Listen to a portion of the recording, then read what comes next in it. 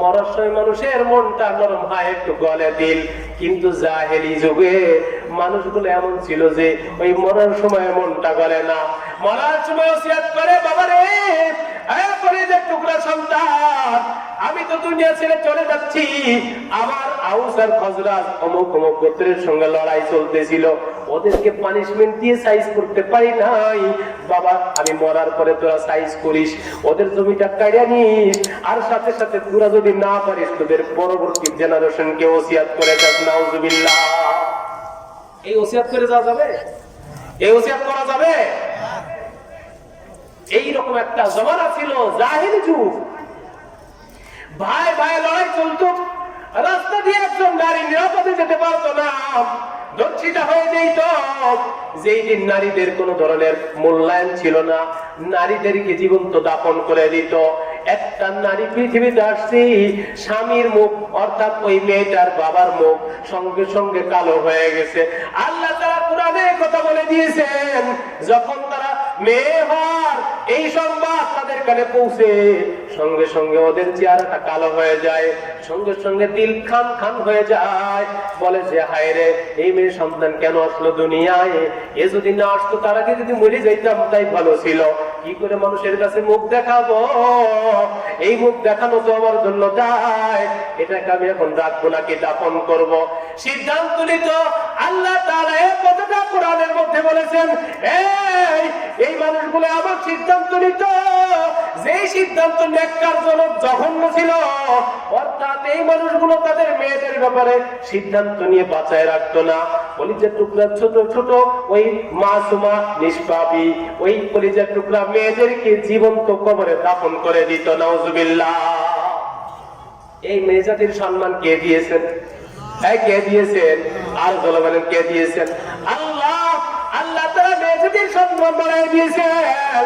কিসের মাধ্যমে সম্মান দিলেন? আল্লাহ তাআলা ওইদিকে ইনশাআল্লাহ আমরা যাব। এমন একটা যুগ ছিল, জীবন্ত যে মেয়েকে দাফন করতো।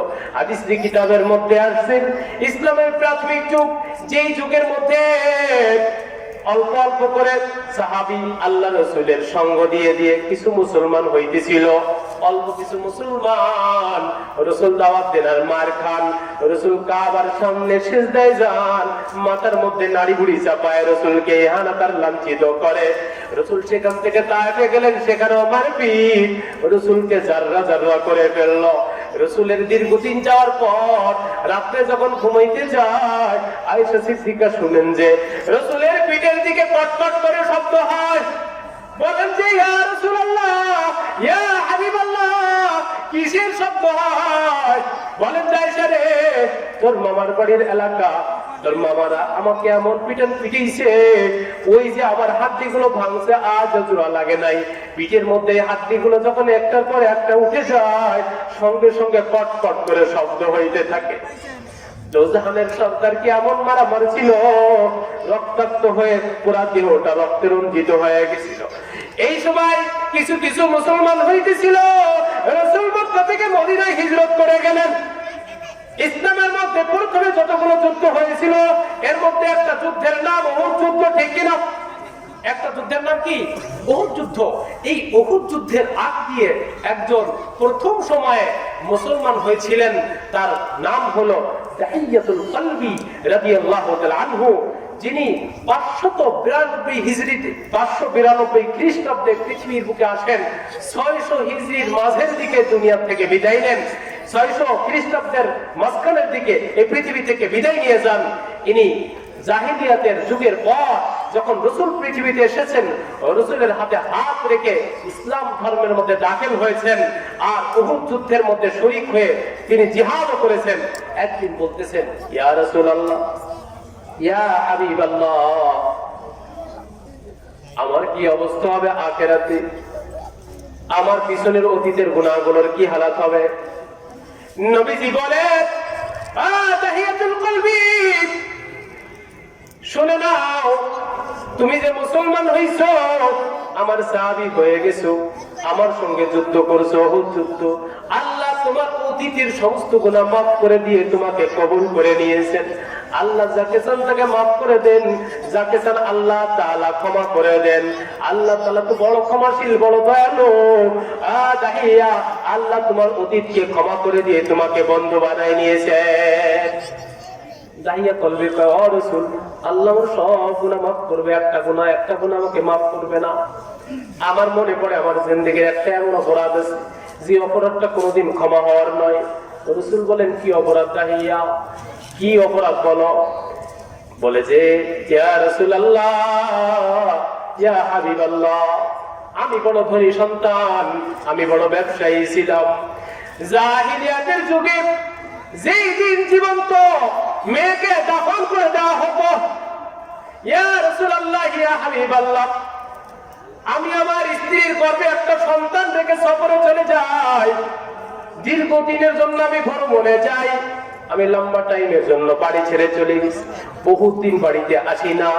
এই দিক দিয়ে আমার স্ত্রীর গর্ভ থেকে একদিন সন্তান প্রসব হয়েছে, কিন্তু আমি তার চেহারা দেখি নাই, কোন সন্তান আসছে এটাও জানি না। কারণ আগের জমানায় তো মোবাইল ফোন ছিল। কি বলেন? মোবাইল ফোন ছিল। মোবাইল ফোন যেহেতু মোবাইল ফোন ছিল না, বাড়ি কি হইতেছে না হইতেছে এটা দেখার কোনো কায়দা নাই, ঠিক না? আজ তো যদি বাংলাদেশে একজনের সন্তান হয়, পেটের মধ্যে রেখে গেছিল একটা বাচ্চা, বিদেশে যাওয়ার পরে 8 মাস পরে সন্তান পৃথিবীতে আসছে, কই একটু ছবিটা দেখাও। মোবাইলের সঙ্গে সঙ্গে ইমো আর হোয়াটসঅ্যাপে ফোন দিয়ে ভিডিও কল দিয়ে কই দেখাও আমার কলিজার টুকরা কি হইছে, ঠিক না? আগে যেমন এরকম ছিল নাকি? আরে না, কি হইছে, বছর চলে যায়, যেতে পারে না, কোথায় চিটাগাং আর কোথায় ফরিদপুর, ঠিক না? কঠিন ছিল অবস্থা, যারা যেত না, দীর্ঘদিনের জন্য বহু দূর চলে গেছে, সেখান থেকে খোঁজ নাই, বহুত দিন ব্যবসা বাণিজ্য করতেছে, 8 মাস যায়, 10 মাস যায়, বছর যায়, 2 বছর যায়, 4 বছর যায়, 5 বছর, এইভাবে দীর্ঘদিন চলে গেছে, অর্থাৎ বিদেশে গেছে আয় রোজগারের জন্য। এদিক দিয়ে সন্তান হয়ে গেছে, মনে করছে যে ছেলে সন্তান হয়েছে, বাড়িতে আসছে, আর মনে মনে এটাও রাখছে যদি মেয়ে হয় কোনো ভাবে তাইলে আর রেহাই নেই, সমাজে মুখ দেখাবো কি করে, এই মেয়েটাকে আমি জনমের মতো শেষ করে দিব। আছে কিনা এমন? স্বামী দীর্ঘদিন পরে বাড়ি ফিরছে, দাহিয়া বলে, ইয়া রাসূলুল্লাহ, ইয়া হাবিবাল্লাহ, দীর্ঘদিন পর্যন্ত বাড়িতে যাই নাই, দীর্ঘদিন পরে আমি বাড়িতে ফিরলাম। বাড়িতে ফিরে গভীর রজনীতে বাড়িতে ফিরেছি, আমার স্ত্রীর সঙ্গে সাক্ষাৎ। রাত্রবেলায় স্ত্রীকে জিজ্ঞাসা করি, হব তোমার গর্ভে যে সন্তানটা রেখে গেছিলাম তার ব্যাপার কি? স্ত্রী ডাক দিয়ে স্বামীকে বলে, স্বামী গো, তুমি রাগ করো না, ওগো স্বামী, তুমি যে আমার গর্ভে সন্তান রেখে গেছিলা, আমাকে কথা দাও তুমি রাগান্বিত হবা না।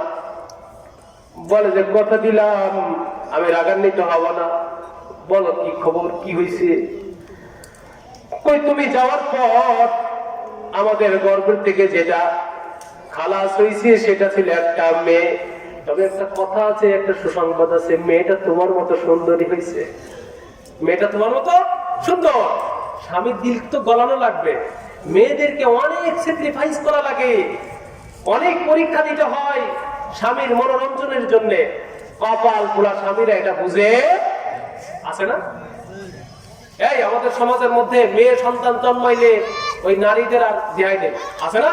বর্তমান জমানায়ও ছেলে হইলে লাভ দিয়ে টাকায়, আরে একটা ছেলে দিছে, খুব খুশি, মিষ্টি বিলায় পুরো এলাকা দিয়ে ছেলে হইছে। আর মেয়ে হলে কি হইছে, এই বিলের মতো একবার মুখটা ওই কুচের গর্তের মধ্যে ঢোকায়, ঠিক কি ঠিক না? একবার মুখ বেজার করে ও জায়গাটা হিজড়া হয়ে গেছে, কইছে মেয়ে হইছে, কি খবর নেই মানুষে, হাই হাই হাই মেয়ে হইছে। এই লজ্জার কথা না, সম্মানের কথা। মেয়ে হইছে, মেয়ে হলে সম্মান বাড়ে নাকি সম্মান কমে? মেয়ে জাতি এরা সম্মানের জাতি। এই মেয়ে যারা আসে, যার ঘরে আসে, আল্লাহ তাআলা ওই ঘরকে আল্লাহ তাআলা বরকত দিয়ে ভরে দেন, বলেন না সুবহানাল্লাহ। এই জন্য মেয়ে হইলে নারাজ হবেন কে কে, একটু হাত উঁচু করেন তো। একজনও নেই, মাশাআল্লাহ, সবাই আল্লাহ আল্লাহ কবুল করুক সবাইকে। আচ্ছা, মেয়ে হলে খুশি হবে কে কে, হাত দেখান। মাশাআল্লাহ, আল্লাহ কবুল করুক। আমার ভাইরা, আমার এক দোস্ত আলেম মানুষ, কয়জনে? আমি জিজ্ঞাসা করি, হযরত কি খবর মুফতি সাহেব? হুজুর একটা সন্তান হয়েছে। প্রথমে তো কয় না, জিজ্ঞাসা করেছি কি ব্যাপার, সন্তান সন্ততি হয়েছে নাকি, কিছু ট্যাউটু হয়েছে নাকি? হুজুর হয়েছে। কি হয়েছে? কয় মেয়ে হয়েছে ভাই, একটা মেয়ে হয়েছে। আমি চোরের মতো কালকা আলেম মানুষ, আপনি জোরে চিল্লায় বলবেন ভাই আল্লাহ একটা জান্নাত দিছে ভাই, ঠিক কি না? চোরের মতো আস্তে করে মেয়ে হয়েছে ভাই। আর ছেলে হলে কয় হুজুর ভাই আমার আল্লাহ একটা ছেলে দিচ্ছে, ফুটফুটে ছেলে। আর সেরকম কেন মুখ চোখ কালো হয়ে যায়? এইটার মূল কারণ ওইটাই, ওই যে অশান্তির কারণ, যেটা অশান্তির কারণ। মেয়ে হলে মুখ কালো হয়ে যাওয়ার কারণ একটাই, ঠিক কি ঠিক না? আমার ভাইরা গভীর রজনীতে স্বামী যখন জিজ্ঞাসা করে, যেই সন্তান দেখে গেছিলাম সেটা কি? ওটা মেয়ে হয়েছে, তবে তোমার মতো অনেক সুন্দর, ফুটফুটে হয়েছে, এই জন্য নাম রাখছি জামিলা। নাম রাখছি কি? জামিলা। জামিলা মানে সুন্দরী, নাম রেখে দিয়েছি জামিলা। তুমি রাগ করো না। আর মেয়েটাকে এমন শিখাইছে, মেয়েটা এত সুন্দর আচরণ শিখছে, এত বেশি আখলাক। দেখবেন মেয়েদেরকে আল্লাহ তাআলা অটোমেটিক্যালি কিছু গুণ দিয়ে দেয় যেটা ছেলেদের নাই। মেয়েদেরকে কিছু গুণ দিয়ে দেয়, কি করে পুরুষদেরকে, কি করে আব্বাকে, কি করে ভাইকে, কি করে বাড়ির অন্যদেরকে মন গলাইতে হবে, এই গুণ আল্লাহ তাআলা মেয়েদেরকে দিয়ে দেয়। ঠিক কি ঠিক না? আওয়াজ করে বল। এই গুণ আবার খারাপ জায়গায় ব্যয় করলে সমস্যা, ঠিক কিনা? আজ বর্তমান জমানায় সুলাকালা যারা, এরা কিন্তু অন্য জায়গায় ব্যবহার করতেছে এটা। আল্লাহ গুণ দিয়েছিলেন মন গলানো, এখন মন গলায় রাস্তার মশা মাছিকে, ঠিক কি ঠিক না? মন গলাইতেছে। এই ভাই পর্দানসীন দিনদার মেয়ে, এটার দাম আল্লাহর কাছে বেশি আছে, মানুষের কাছেও আছে, ঠিক কিনা? সুলাকালার দাম নাই, আছে? আমার ভাইরা, এলাকার সবচেয়ে বড় হাজী সাহেব, ধরুন একজন মুফতি সাহেব, যদি একটা কলা খাইতে মনে চায়, দোকানে যে কলাটা ঝুলতেছে সিল্কাওয়ালা, আপনাদের ভাষায় বলে চোষাওয়ালা, ঠিক ঠিক না? আমাদের যশোরের ভাষায় বলে খোসাওয়ালা। এমন কলা বাজারে আছে কিনা? আছে, আছে। বিভিন্ন ধরনের সবরি কলা আছে, আবার ওই দিক দিয়ে সাগর কলাও আছে। কলা যদি কিনতে যায় দোকানের মধ্যে, সাগর কলা কিনে, সিল্কাওয়ালাটা কিনে না সিল্কা ছাড়াটা কিনে? আওয়াজ করে কর। আরে চামড়াওয়ালাটা কিনে, খোসাওয়ালাটা কিনে, চুষাওয়ালাটা কিনে, লেংটা কলাকে কেউ পছন্দ করে না। আবার ভাইরা, যদি একজন আলেম কলা খায় দোকান থেকে, ওই চামড়াওয়ালা কলাটা কিনে। এমনি ভাবে একজন কৃষক যদি কিনতে যায়, সে দোকান থেকে ওই খোসাওয়ালা কলাটাই দেখে। কিন্তু আমার প্রশ্ন হলো আপনাদের কাছে, এই এলাকার সবচেয়ে একেবারে নিম্নমানের একজন, এইরকম কোন মানুষ নয়, সবচেয়ে দামি ব্যক্তি যদি এক জুড়ি কলা নিয়ে বসে, এক জাহা কলা নিয়ে বসে, জাহা করতে পারে নাকি? হ্যাঁ, জাহা তার মানে জাকা। কি জাকা? যশোরের ভাষায় কয় জুড়ি। আচ্ছা যাই হোক, জাকা, এই যে জাকা আর জাহা যেটাই বলি না কেন, এই জাহা বলে নিয়ে বসে একটা বাজারে রাস্তার মোড়ে, কলাগুলো চিন্তা করলো কি, আরে আমি তো এত বড় একজন উল্লেখযোগ্য মানুষ, তা আমি মানুষের প্রতি খুব দয়া করি, মানুষকে কষ্ট দিতে চাই না, টাকা দিয়ে মানুষ কলাগুলো কিনবে, তাহলে একটা কাজ করি, কলাগুলো সব ছুলে তারপরে জাহার মধ্যে রাখি, এরপরে রাস্তা দিয়ে যারা যাবে কষ্ট হবে না, কিনবে ব্যাস নিয়ে মুখে দিবে। বলেন এই এলাকার সবচেয়ে দামি মানুষটা না, সুইপার যে বাথরুম সাফ করে মানুষের, সে যদি যায় ওই কলা কিনবে? ওই কলা কিনবে? আজ করে কিনবে কি কিনবে না? কিনবে না। কেন? কারণ সুলা কলা, ওই সুলা কলার উপরে কি পড়ছে? ধুলাবালি, মাছি পড়ছে, মশা পড়ছে, ওইটা খাওয়ার উপযুক্ত না, ওইটা পছন্দ সুইপারেও করে না। আমার ভাইরা, ঠিক এইভাবে যেই নারীটা আল্লাহ সম্মান দিছিল পোশার মধ্যে, পর্দার মধ্যে, ওই নারী যখন তার ওই চাহনি, তার বেশভূষা, তার সুন্দর আকর্ষণীয় চেহারার দেহকে বাহিরে ছিলকাটা ফেলাই দিয়ে রাস্তা দিয়ে ল্যাংটা হয়ে ঘুরবে, তখন মশা মাছি পড়বে। এই মশা মাছি পড়া মেয়েগুলোকে বিয়ে করবে। কে কে হাত উঠা? একজনও নাই, সবাই বুদ্ধিমান দেখা যায়। মাশাআল্লাহ, ও তো ভালোই বুঝে। এই ভাষা বুঝতেছেন নাকি? আমও কইরেন নাকি? হুজুর আপনার তো সিনা সিনা ঠাহে, ও সিনা লোক দরকার। আবার ভাইরা, তাহলে বোঝা গেল যে উলঙ্গ মেয়েদেরকে কেউ পছন্দ করে না। কলেজ পড়ুয়া দোস্ত এসে বলে, হুজুর আমি একটা বিয়ে করতে চাই, হুজুর একটা মেয়ের ব্যবস্থা করে দেন। এই পড়িস কোন জায়গায়? অমুক কলেজে, ওই যেটা মেয়েরা পড়ে না, পড়ে তো ওই জায়গাটা ধরে করে নেয়। হুজুর বিয়ে তো করবো, তাই বলে একেবারে মশামাছি পড়ে ওইগুলো করতে চাই না। এই কলেজে পড়লে সব কি খারাপ হয় না? বিয়েটা ভালো আছে না? হ্যাঁ ভালো আছে না?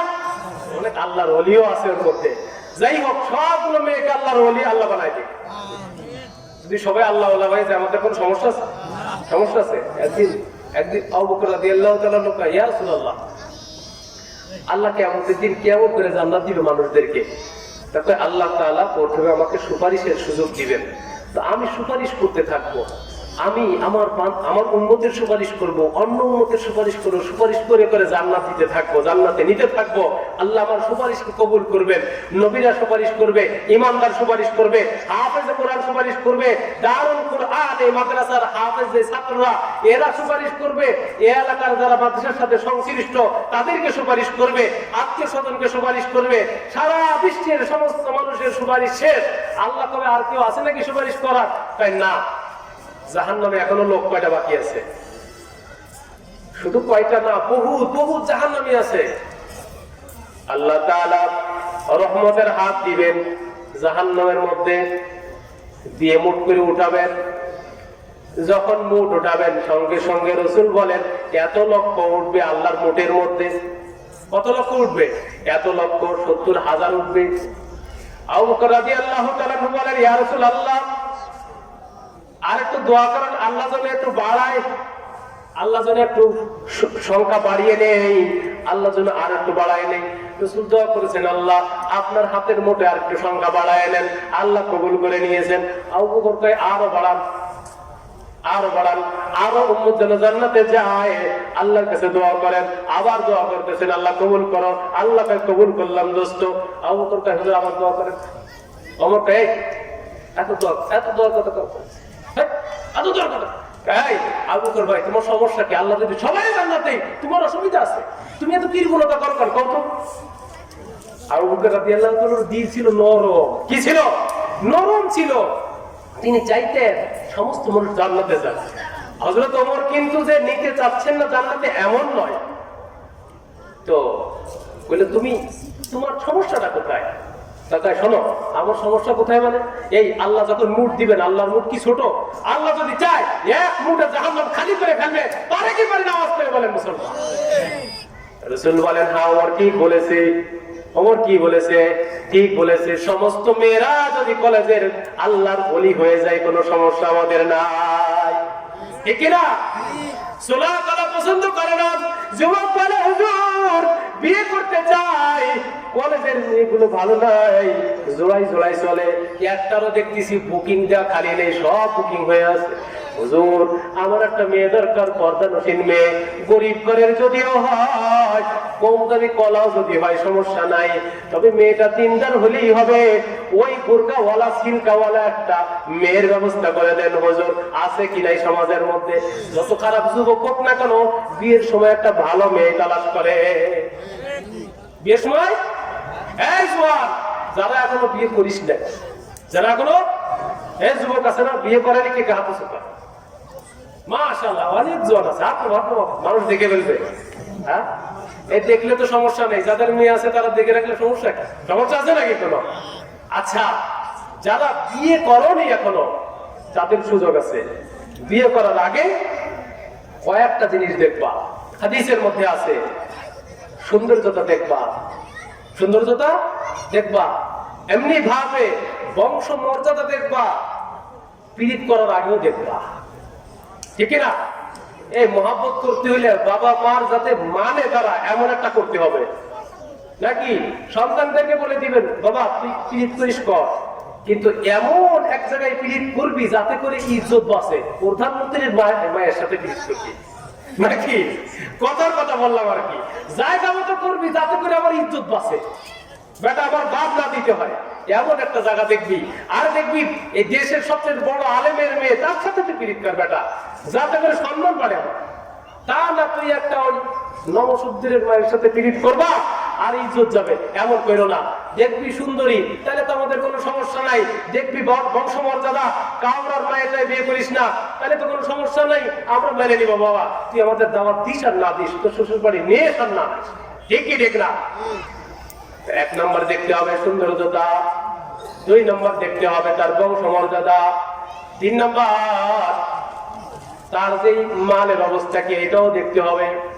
সম্পদ দেখবা, তার পারিবারিক কাঠামো, এই কি একেবারে ফকির নাকি কিছু সম্পদ আছে এটাও দেখবা।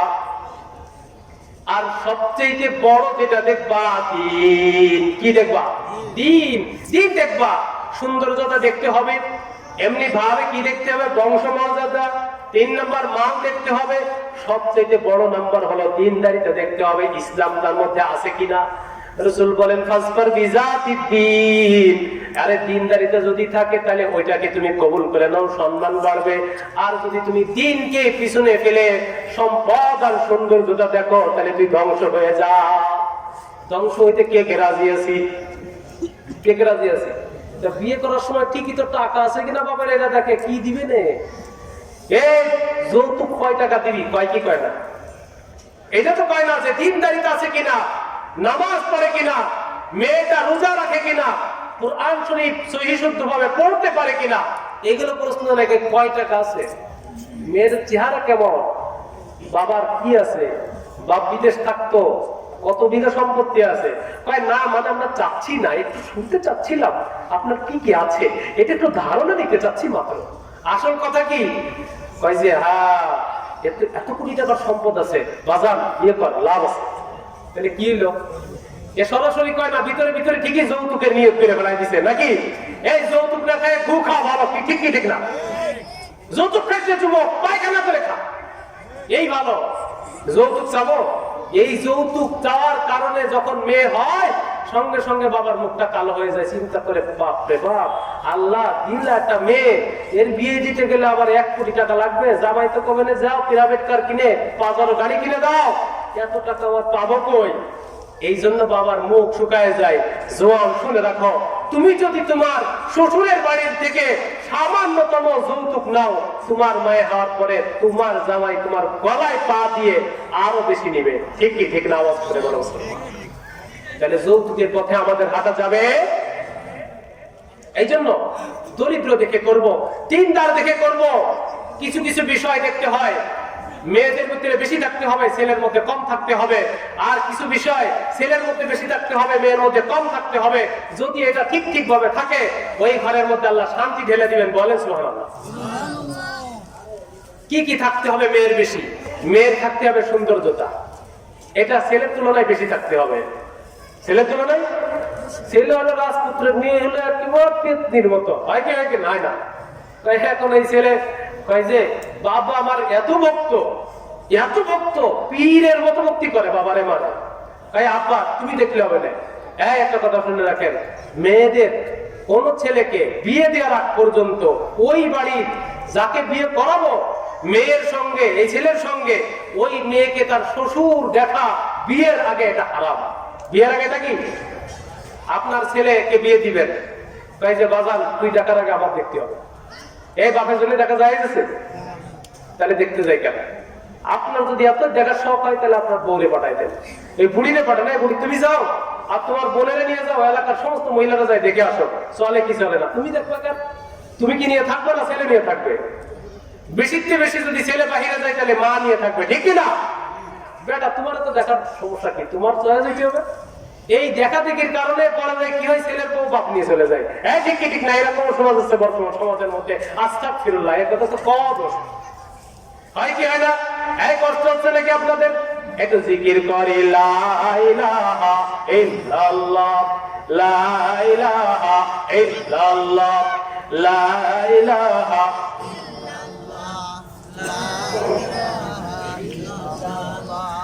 লা ইলাহা ইল্লাল্লাহ, লা ইলাহা ইল্লাল্লাহ মুহাম্মাদুর রাসূলুল্লাহ সাল্লাল্লাহু তাআলা আলাইহি ওয়াসাল্লাম। একটা মাসলা মনে পড়লো, কইছে কালেমা জিকির করার শেষে সাল্লাল্লাহু আলাইহি ওয়াসাল্লাম বলা যাবে কিনা? না কইছে বলা ভালো, না কইতে বলা ভালো। বললে তো কোনো দোষ মোষ নাই, তাহলে বলতে সমস্যা কি? বড় বড় আলেমদের জবানে এটা শুনছি আমরা, তো চুনোপুটি, চুনোপুটি বোঝেন নাকি? বড় বড় বুজুর্গ যারা ধরেন, হযরত মুফতি আব্দুল গফফার সাহেব, এমন ব্যক্তিও যখন জিকির করেছে লা ইলাহা ইল্লাল্লাহু মুহাম্মাদুর রাসূলুল্লাহ কইছে সাল্লাল্লাহু আলাইহি সাল্লাম, তাহলে বলতে সমস্যা আছে নাকি? দলিল দিয়ে দিবেন ও হুজুর কইছে। আবার ভাইরা, মেয়ের গুণ বেশি থাকতে হবে ছেলের তুলনায়, ছেলের গুণ বেশি থাকতে হবে মেয়ের তুলনায়। কোন কোন গুণ? এক নাম্বার সৌন্দর্যতা, এটা মেয়ের বেশি থাকতে হবে ছেলের তুলনায়।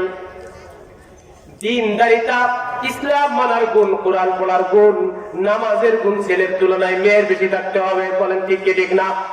তাহলে দুইটা গুণ এটা মেয়ের ভিতরে বেশি থাকতে হবে। যেই মেয়ের মধ্যে তোমার আমার চাইতে বেশি ভালো গুণ, ওই মেয়েকে তুমি বউ বানাও। আর সম্পদ, এটা ছেলের বেশি থাকতে হবে। বংশের দিক দিয়ে ছেলে বেশি পাওয়ারে থাকতে হবে। মেয়ের বংশ যদি দামি হয়ে যায় ছেলের তুলনায়, মেয়ের সম্পদ যদি ছেলের তুলনায় বেশি হয়ে যায়, ছেলের সঙ্গে মেয়ের কিন্তু বনিবনা হবে না। ওই ঘরের মধ্যে জাহান্নামের আগুন ঢেলে দিবেন। কে বলেন জোরে আওয়াজ করে? আল্লাহর পক্ষ থেকে গজব চলে আসবে। সম্পদ বেশি দেখছো, আর কি দেখছো? দ্বীনদারিতা দেখো নাই, তুমি অন্যটাও বেশি দেখছো, তোমার ভিতরে অশান্তি শুরু হয়ে যাবে, অশান্তি। এই জন্য সৌন্দর্যতা আর দ্বীনদারিতা, এই দুটা মেয়ের বেশি থাকতে হবে।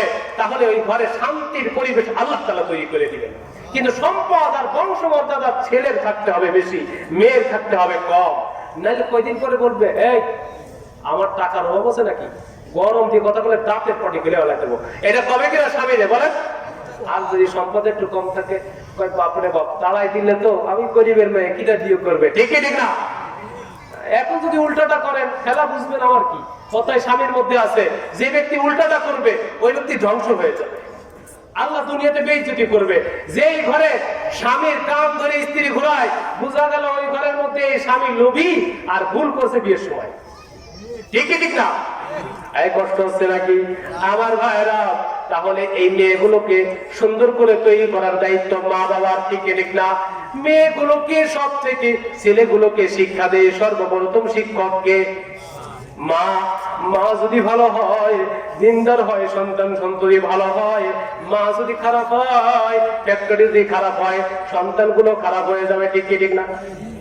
এই জন্য মা যদি ভালো হয়, দিনদার হয়, আল্লাহ তাআলা আল্লাহওয়ালা তৈরি করবেন। মা বাবা যদি খারাপ হয়ে যায়, ওই ঘর থেকে কুলাঙ্গার সন্তান জন্ম নেয়।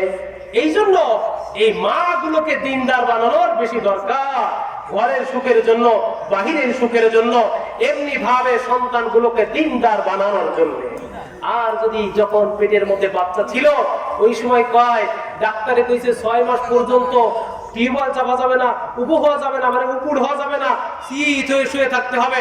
এখন চিন্তা করে তাহলে কি করব, শুয়ে শুয়ে কি করব? কোরআন শরীফ তো পড়ার গুণ নাই। এখন চিন্তা করে, এই একটা মোবাইল ফোন কিনে দাও, টাচ ফোন, এইটা নিয়ে কি করি, এইটা নিয়ে একটু চালাই।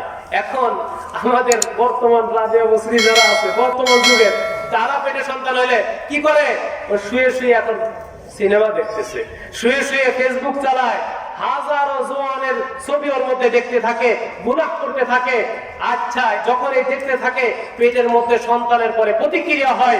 এই সন্তান যখন পৃথিবীতে আসবে তখন কি হবে? এখন যুগের হাসান বসরি হবে না কি করে? হ্যাঁ, প্রত্যেকে তো চায় আমার ছেলেটা যুগের আল্লাহওয়ালা হয়ে যাক, যুগের আবু বকর হয়ে যাক। কিন্তু বউ একটা নিয়ে আসছে একেবারে যুগের সবচেয়ে নিকৃষ্ট, আর হাতে দিয়ে দিয়েছে সবচেয়ে একেবারে নিকৃষ্ট জাহান্নাম। ওই ঘর থেকে কি করে নেক সন্তান তৈরি হতে পারে বলেন মুসলমান? সম্ভব? ওই সমস্ত ঘর থেকে টাকলা বাকলা জন্ম নিবে। ঠিকই ঠিক না? ওই ঘর থেকে শামসুল হক ফরিদপুরি জন্ম নিবে না। তাইলে আমাদের ঘরগুলোকে সুন্দর করা দরকার আছে কিনা? আছে কিনা? আমার ভাইরা বলতেছিলাম, মা যদি ভালো হয়, সন্তানরাও ভালো হয়। দেহিয়া কালবির স্ত্রীর সঙ্গে গভীর রাত্রে কথা হচ্ছে, মনে আছে কিনা? গভীর রজনীতে স্ত্রীকে বলে, গিন্নি বলো তোমার গর্ভে কি সন্তান? কয়লে গর্ভ থেকে তুমি যাওয়ার পরে এত বছর হয়েছে, অগো স্বামী আমার গর্ভ থেকে যেটা প্রসব হয়েছে ওইটা একটা মেয়ে সন্তান। তবে স্বামী গো শুনো, যেই মেয়েটা হয়েছে তোমার মতো ফুটফুটে সুন্দরী, যার কারণে নাম দিছি জামিলা। জামিলা নাম দিয়ে দিয়েছি। স্বামী গো, অনেক ভালো একটা মেয়ে, খেদমত শিখছে, তার গুণের কোনো কমতি নাই। মেয়েটাকে স্বামীর অবর্তমানে মেয়েটাকে সুন্দর করে ভাষা শিখাইছে। বলছে তোমার বাবা অনেক ভালো, তোমার বাবাকে খুশি করবা, তোমার বাবাকে তুমি দেখে নাও। 2-4 বছর 5 বছর 6 বছর করে পার হয়, বাবাকে কলিজার টুকরা মেয়েটা দেখে না। বাবা কবে আসবে জিজ্ঞাসা করে, মা গো অনেক সন্তানের তো বাবা আছে, তারা আব্বু আব্বু বলে ডাকে। ও মা, আমার আব্বা কই, আমার আব্বা কোথায়, আমাকে একটু খবর দাও, আমার বাবাকে একটু আব্বা বলতে মনে চায়। স্ত্রীর মনে তো ভয়, আব্বারে তো আব্বা বলবি, কিন্তু এমন একটা যুগ, যেই যুগে মেয়েরা জীবন নিয়ে বাঁচতে পারে না। আরে কন্যা, তোর আব্বা আসলে তোর আব্বার সঙ্গে সুন্দর আচরণ করবি, বাবার খেদমত করবি, তোর বাবার জন্য পানি আগায় দিবি। আরে আব্বুকে বেশি বেশি আব্বু বলে ডাকবি, বাবার কলিজাটাকে ঠান্ডা করে দিবি, বাবাকে কষ্ট দিবি না, বাবার সঙ্গে হাসি মুখে কথা বলবি। এমন ভাবে প্রশিক্ষণ দিয়ে দিয়ে মা ওই সন্তান কলিজার টুকরা মেয়েটাকে গড়ে তুলেছে। বলেন ঠিক কি ঠিক না? এই ঘটনা কিন্তু প্রসিদ্ধ একটা ঘটনা, এর থেকে আমাদেরকে শিক্ষা নেওয়া দরকার। মুসলমান এই মেয়েটাকে শিক্ষা দিয়ে দিয়ে একটা ভালো মেয়ে হিসেবে গড়ে তুলেছে। একটু বড় হয়ে উঠছে, ওই যে স্বামী যখন রাত্রে আসলো, মেয়েটার কথা বলছে, খবরদার আমার মেয়েটাকে তুমি কবর দিও না, মেয়েটাকে জীবন্ত দাফন করে দিও না, কথা দাও, কথা দাও। মেয়েটাকে দেখছি, বাবাকে দেখে মেয়েটা চোখের পানি ছেড়ে দিয়ে বলে, আপু এতদিন তুমি কোথায় ছিলে, দুনিয়াতে আসার পর থেকে তুমি আমি তালাশ করি, কোথাও পাই না বাবা। ও বাবা তুমি কোথায় ছিলা বাবা, আজ তুমি আসছো, আর আমাকে রেখে তুমি যাবা না। বাবা বলে ঠিক আছে, তোমাকে রেখে যাবো না। বাবা কি যখন পানির প্রয়োজন হয় মুসলমান, তখন মেয়েটা বাবার কাছে পানি আগায় দেই। যখন খাবার খেতে বসে সঙ্গে সঙ্গে মুখে খাবার তুলে দেই। যখন পানির পিপাসা লাগে মেয়ে বলে, আব্বু আমি তোমাকে পানি পান করায় দেই। ও ভাই, এমন কলিজার টুকরা মেয়ে বর্তমান জমানায় তৈরি হয়, আল্লাহ তৈরি করে দেন, সৃষ্টি করে দেন, যে মেয়েগুলো বাবাদেরকে ঔষধ তুলে মুখে তুলে দেয়। আব্বু আমি তোমাকে ঔষধটা খাওয়াই দিব, তুমি নিজে খেও না, যদি না খাওয়াইতে পারে সঙ্গে সঙ্গে মুখটা বেজার হয়ে যায়, আব্বু আমাকে খাওয়াই দিতে দিল না। কি খেদমত শিখি মেয়েরা, আল্লাহ মেয়েদের কেমন যোগ্যতা দিয়ে দুনিয়াতে পাঠান। ঠিক কি ঠিক না? আওয়াজ করে বলেন মুসলমান। হ্যাঁ মুসলমান, আল্লাহর গোলাম, দেখিয়া কারণের মেয়েটা এত মহব্বত করে বাবাকে ডাক দিয়ে বলে, আব্বু ও আব্বু কোথায় ছিল, বাবা তোমাকে আমি খাওয়াই দিব, তোমার কাপড়টা আমি আগাই দিব, তুমি আর যাবা না, আমাকে তুমি মেরে ফেলবা নাকি বাবা? আমি শুনছি এই জমানায় নাকি মেয়েরা বাঁচতে পারে না, বাবা আমাকে তুমি মেরে ফেলবা নাকি? তাই না বাবা, না মা, তোর আমি মেরে ফেলতে চাই না, তোকে বাঁচিয়ে রাখবো, কিন্তু মনের মধ্যে অন্যরকম কথা। সকালবেলা স্ত্রীকে ডাক দিয়ে বলো, গিন্নি গো শোনো, এই মেয়েটা বহুত দিন পরে দেখলাম, আমি তো ওকে বহুত কাল দেখি না, পৃথিবীতে আসছি, ও তো কোথাও ঘুরতেও যেতে পারে না, আজকে একটু গোছায় দাও, সুন্দর কাপড় পরায় দাও, সাজিয়ে দাও, আমি ওকে একটু নিয়ে বেড়াতে যাব। কোথায় বেড়াইতে যাবা? একটু যাই পাহাড়ের দিকে একটু ঘুরে আসি, সুন্দর বন জঙ্গল দেখায়, মরুভূমির ভিতরে ঘোড়ার দলগুলো দেখাবো, আমার সঙ্গে একটু সাজিয়ে দাও। মা মেয়েটা কি মনের মধ্যে ভয় দাপন করে রেখে সাজিয়ে দেয়, চোখের পানি আড়াল করতে চায়, স্বামীকে দেখতে দিতে চায় না। স্ত্রীর মনের মধ্যে খালি ভয় জাগে, কলিজার টুকরা মেয়েটাকে মনে হয় দাপন করে দিবে। ভয় নিয়ে স্বামীকে বলে, হবে স্বামী তুমি বহুত দিন পরে আজ বাড়িতে আসলা, তোমার কথাকে আমি ফেলতে পারি না, তোমারই তো কলিজার টুকরা মেয়ে, দেখো কত সুন্দর করে তোমাকে ডাকে, তোমার হাতে পানি তুলে দেই, অজুর পানি তুলে দেই, গোসলের পানি আগায় দেয়, কি সুন্দর করে খেদমত করে, কি সুন্দর স্বভাবের মেয়ে তোমাকে আল্লাহ দিয়েছেন, তুমি খবরটা রেখে মেরো না। ভাই না না, মারতে চাই না, ওকে আমি একটু ঘুরতে নিতে চাই। হাত ধরে মেয়েটাকে নিয়ে বাবা চলতে শুরু করলো, সামনের দিকে আগায়, মেয়েটার ভবিষ্যৎ জানে না, বাবার মনের ভিতরে দুর্বিসন্ধি কুখেয়াল চলতেছে চলতেছে, মরুভূমির মধ্যে দিয়ে যায়, ঘেমে যাচ্ছে বাবার শরীর থেকে ঘাম টপকায় পড়ে, হাত থেকে ঘাম টপকায় পড়ে, চেহারা থেকে ঘাম টপকায় পড়ে। মেয়ে বলে বাবা আমার জামা দিয়ে তোমার মুখটাকে মুছে দেই, একটু মাথাটা নিচু করো, হাতটাকে মুছে দেই। মেয়ে আদর যত্ন করে ওই বাবার হাতটাকে মুছে দেয়, ঘামটাকে মুছে দেই। সামনে আগাইতেছি, বাবার অন্তরের মধ্যে একটু দয়া লাগে না? মুসলমান মেয়েটাকে নিয়ে সামনে আগাইতেছে, আগাইতে পাহাড়ের পাদদেশে ওখানে পৌঁছে গেছে। আগের থেকে কোদাল রেডি। মেয়েটাকে বলে যে মেয়ে তুমি খেলা করতে থাকো, আমি এখানে একটু গর্ত করব। বাবা কিসের গর্ত করবা? কিসের গর্ত? একটু পরে তুমি খেলা করো, এমনি আর কি, এমনি একটা গর্ত করতে চায়, তুমি যাও খেলা করতে, তো খেলা করো। মেয়েটা বলে বাবা তোমার কষ্ট হচ্ছে, চেহারা থেকে ঘাম গুলো টপ টপ করে পড়ছে। বাবারে এত কষ্ট করে কেন এটা করো? বাবা এত কষ্ট করে কেন করো? আমার তো বুঝে আসে না। বলে একটু পরেই তো বুঝবা, একটু পরেই বুঝবা কি হচ্ছে। দূরে সরায় রাখতে চায়। মেয়েটা খালি মনের ভিতরে প্রশ্ন, আব্বা কি করতেছে এখানে, ইচ্ছাটা কি আব্বা? কি অবস্থা ছিল জাহিলিয়াতের যুগে। বাবা খনন করতেছে, খনন করতে করতে অনেকখানি খনন হয়েছে। দাড়ির মধ্যে ধুলাবালি লেগে যায়, দাড়িতে ধুলাবালি লাগে, ঘাম ঝরতেছে। মেয়েটা বাবার চেহারা থেকে ধুলাবালি ঘামটা মুছতেছে, মুছে দিয়ে বাবা এত কষ্ট করতেছো কেন বাবা? বাবারে তুমি এত কষ্ট করো না। ও বাবা কি করতে চাও তুমি? মা এদিকে আয়, এদিকে আয়। আর খেলতে হবে না, এই দেখে যায় কবরের মধ্যে, ওইখানে গর্তের মধ্যে কি একটা দেখে যায়, সুন্দর একটা দেশে। মেয়েটা যখন দেখবে ছোট মেয়েরা, ছোট ছেলে এরা দূরে থাকে, বলে এদিকে আসো আব্বু দেখো কি। আব্বু কি? আব্বু আব্বু চিল্লাইতে আসে কিনা বলে? মেয়েটা আব্বু আব্বু বললে চিৎকার করতে করতে আগাইছে, চিল্লাইতে আগাইতে বাবার কাছে পড়ছে। কই বাবা কি? কই দেখ, মাথাটা নিচু করে দেখ। কলিজার টুকরা মেয়েটা মাথাটা নিচু করে কবরের দিকে, গর্তের মধ্যে দেখতেছি, ওই গর্তের মধ্যে কিছু নাই। বাবাকে বলে বাবা এই গর্তের মধ্যে তো আমি কিছুই দেখতে পাই না। বাবা তুমি কি দেখার কথা বলো? ও বাবা এর মধ্যে তো কিছুই নাই। সঙ্গে সঙ্গে মেয়েটাকে ধাক্কা দিয়ে গর্তের মধ্যে ফেলে দিয়েছে। বাবা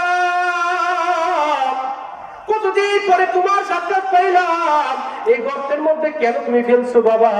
আমাকে তুমি ফেলে যেও না। তোমাকে শুধু ফেলবো না, দুনিয়ার থেকে তোমাকে আমি বিদায় করে দিতে চাই, তোমাকে রাখতে চাই না। তোর মতো মেয়ের মুখ আমি দেখতে চাই না। নাউজুবিল্লাহ বলে নামাজ করে এই মেয়েটাকে দাফন করে দিল। ঢিল যখন নিক্ষেপ করতেছিল, পাথর মারতেছিল, বাবা বাবা বলে চিৎকার করে, আব্বা আমাকে তুমি জানে মেরো না আব্বা, আমাকে বাঁচাও, আমাকে বাঁচাও আব্বা। আব্বারে আমাকে তুমি ফেলে যেও না বাবা। তোমার যদি আমার পছন্দ না হয়, আমাকে যদি রাখতে মনে না চায়, পশ্চিম কালো বাবা তোমার পরিচয় দিব না বাবা। আমাকে তুমি ছেড়ে দাও, দূর দেশে চলে যাবো, কোনোদিন তোমাকে বাবা বলে পরিচয় দিব না। ও আব্বা জানে মেরো না, আমাকে শেষ করে ফেলো না, আমাকে ছেড়ে দাও। দাহিয়া কলবি কোনদিকে ভ্রুক্ষেপ করে না, দিলের মধ্যে প্রচন্ড হৃদয়। এই প্রচন্ড হৃদয়ের এই মানুষটা পাথর মেরে মেরে কবরকে ঢেকে দিয়েছে।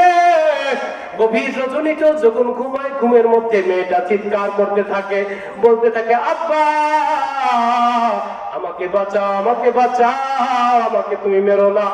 এইরকম মারতে মারতে শেষ করে দিয়েছে, জীবনটা বরবাদ করে দিল একটা মেয়ের। বলে যে ইয়া রাসূলুল্লাহ আজ পর্যন্ত গভীর রজনীতে আমার ওই মেয়ের চিৎকার আমার কানের মধ্যে বাজে। আমার মনে হয় আমার আল্লাহ এই গুনাহকে কোনদিন ক্ষমা করবে না। রাসূল বলেন আদিয়া কলবি, এমন এক কুরআন আমি নিয়ে এসেছি জাহিলিয়াতের যুগে, আর আমি এমন এক আদর্শের নবী আসছি, যে ব্যক্তি আমাকে মেনে নেই, অতীত জিন্দেগিতে যে গুনাহগুলো হয়েছিল যে অপরাধগুলো হয়েছিল, আল্লাহ তাআলা তার অতীতের সমস্ত গুনাহকে ধুয়ে মুছে পাক করে দেয়।